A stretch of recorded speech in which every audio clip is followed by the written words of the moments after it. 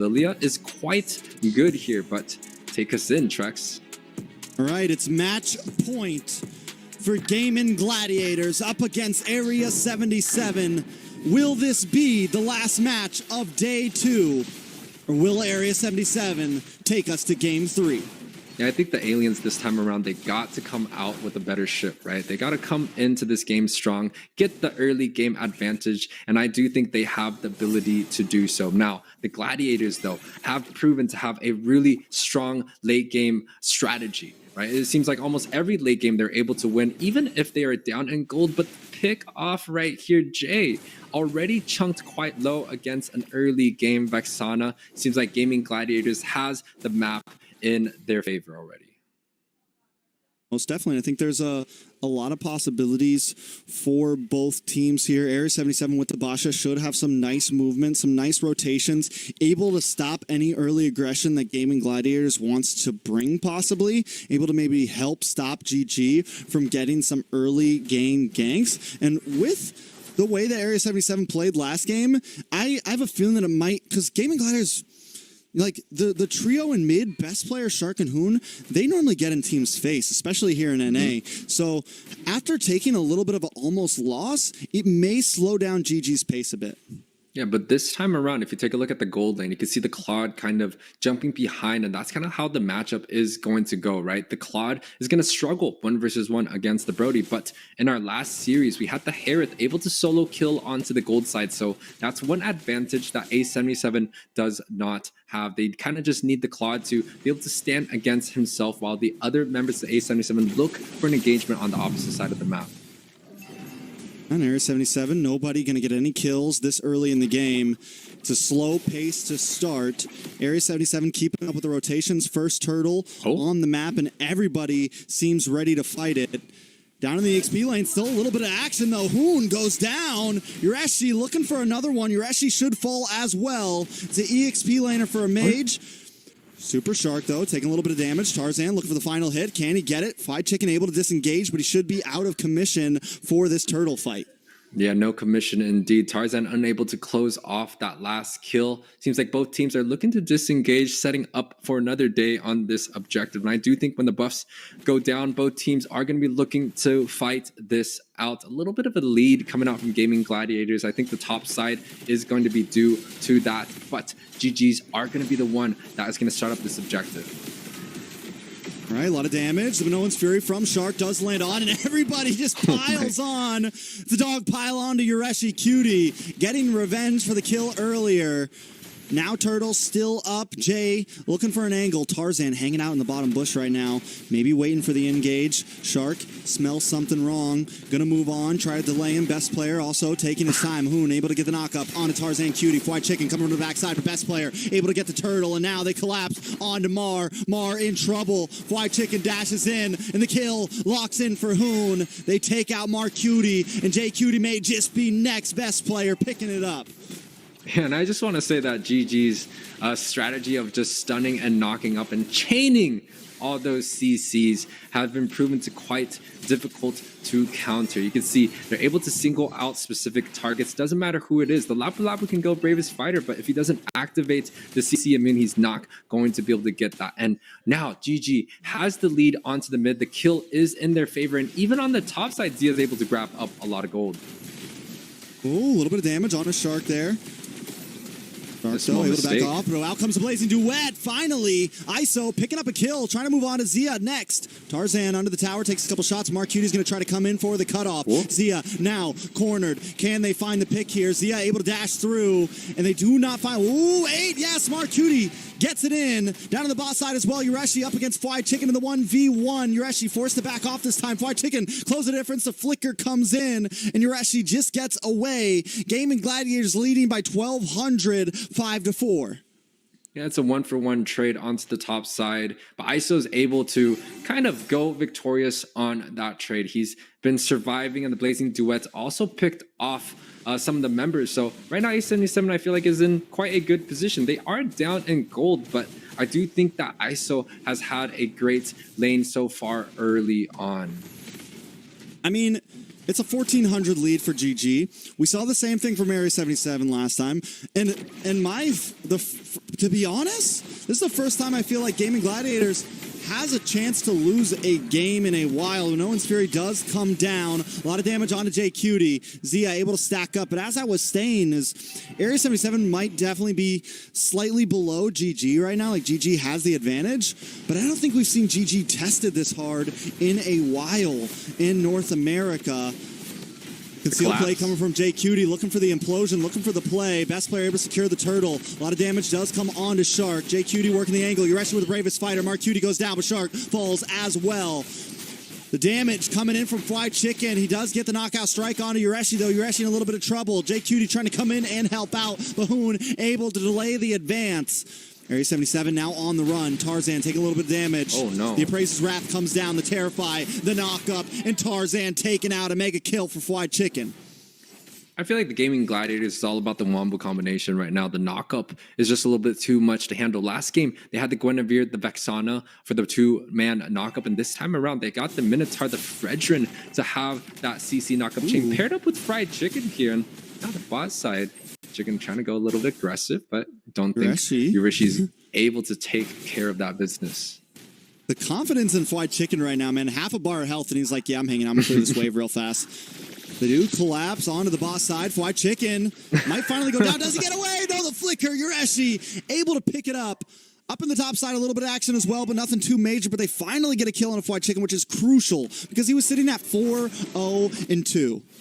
Yeah, that's a 400 gold shutdown for the side of A77, able to get that kill back into their favor. It's a 1K difference, so both teams still have the... It's still anyone's game at this point, and I really want to take a look at ISO's item, right? Zia, of course, on the Brody, has the ability to go into that early and mid game, but once it gets to the late game, if both marksmen have the same exact gold, the side of A77 is going to have a slight advantage because Claude just has that mobility, has that late game shred. But if Zia is going to be the one that's up in gold, it's going to be hard for ISO to look for any engagement because he's going to get two-shot by Zia here. And look at the Ureshi. Ureshi cuts double into the bottom lane. And now he's going to be a little bit ahead in this fight engagement. A little bit in front of Fried Chicken. Are they going to maybe set a bait for him here? Fried Chicken knows. He smells something in the water. He decides not to advance. He waits until the rest of his team has vision on Area 77. This feels like a Lord right here. Like everyone's grouping up just for a 7-minute turtle right now. This is a game that we're watching. Best player still working the Lord. Implosion happens on 3 members. Tarzan able to get it, but the Eternal Guardian comes down. And now Ureshi's in trouble. JQT taken out. Ureshi caught up in between 4 members. Takes enough damage. The best player finds the kill. Area 77 take the turtle, but at what cost? Yeah, it seems like A77 is unable to get a lot of these fights going into their favor, especially when both teams are grouped up as members of 5, right? A77, I feel like they have the opportunity. ISO? Fried Chicken. On to ISO. ISO with the Blazing Duet still taking out mid-gun blazing.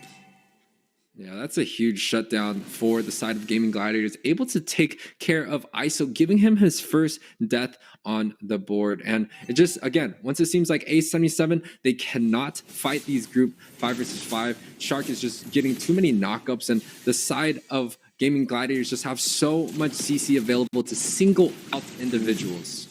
Okay, Fried Chicken goes down. Zia takes a tower, though. Did Ureshi fall as well in the boss side? No. So Area 77 finds something, but still, GG is this methodical, man. They got the scalpel out. They're cutting away piece from Area 77 right now, tower by tower, until they're down to nothing but bones.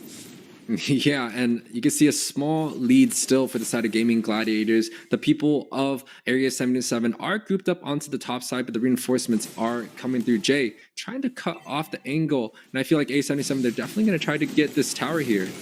ISO able to BMI away. The tower does fall, though, so that's a plus for Area 77.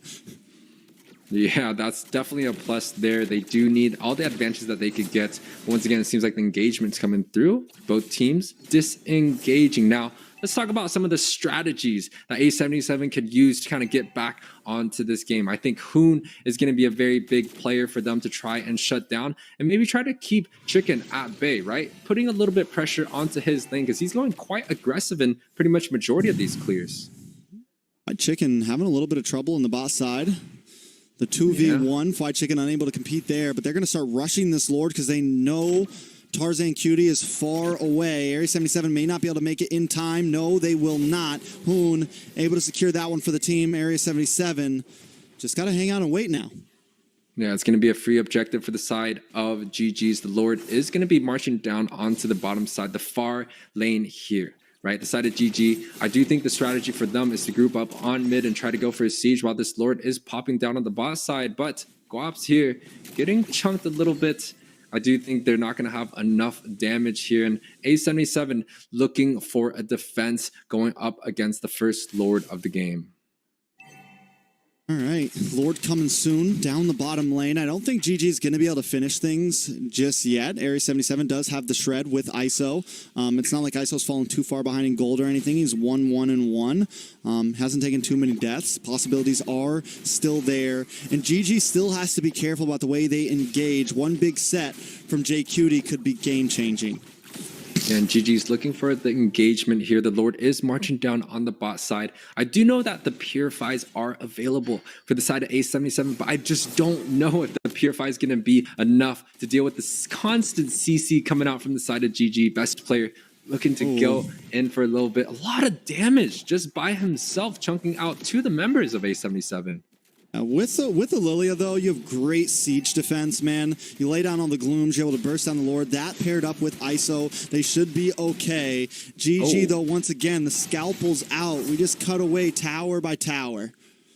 Yeah, and a 3K gold lead, 11 minutes in. GG is still trying to push the lead. It does feel like A77 has lost a little bit of gas, but I think they might have it figured out. The two-man units of ISO and Jay is on the backside, so if GG does get collapsed here, it might smell trouble, but it seems like ISO, they're opting to go for a split push strategy, and I think this is great. The side of Gaming Gladiators, they're really trying to force this Ube strategy of just syncing all the ultimates up together. ISO takes another tower onto the bot side, but the trade from GG is just a little bit too good. And he's going to have to be careful, though. If White Chicken is on to him, he needs to get back quickly. Should be okay. Chicken just has to defend, take out the minions. So well played. If ISO can keep doing that, kind of dancing around, it's very similar to what we saw from Zia last game, alleviating the pressure, you know, kind of bleeding out the wound a little bit, letting the swelling go down. And that's what Area 77 needs to do. They got to try to hang out. They're in it for the long haul at this point. Still, gold lead not too far ahead, man. 4K is very comebackable for any team, especially teams at this caliber. And we're inching into this kind of late game, right? But it seems like they're going in. ISO with the Blazing Duet on the backside. Zia taking a whole lot of damage. ISO, BMI's back and is instantly found from Fried Chicken. Shark picks up the kill. Zia finds Yureshi. Tarzan next to be on the chopping block. Terrified. Taken out. Now it's nothing but Mark Cutie and J Cutie. Cutie gang not looking too good right now. Fried Chicken trying to close the distance. Black Shoes pops, so it brings Mark Cutie back into all members. Welcome to home. Gaming Gladiators is here. Knock, knock, FBI. They're kicking down the door right now. A terrified J Cutie falls. Mark Cutie gonna be next. Fly Chicken, Fly Keto, Paquito. Take them to their graves. GG takes game number 2. And just like that, GG is able to take this game in a more close fashion, right? It's a 14-minute match, a dominating performance again from Gaming Gladiators. I was about to say, the longer this game goes, seems like A77 does have a lot more hope with the Claude, but the early game damage from the Brody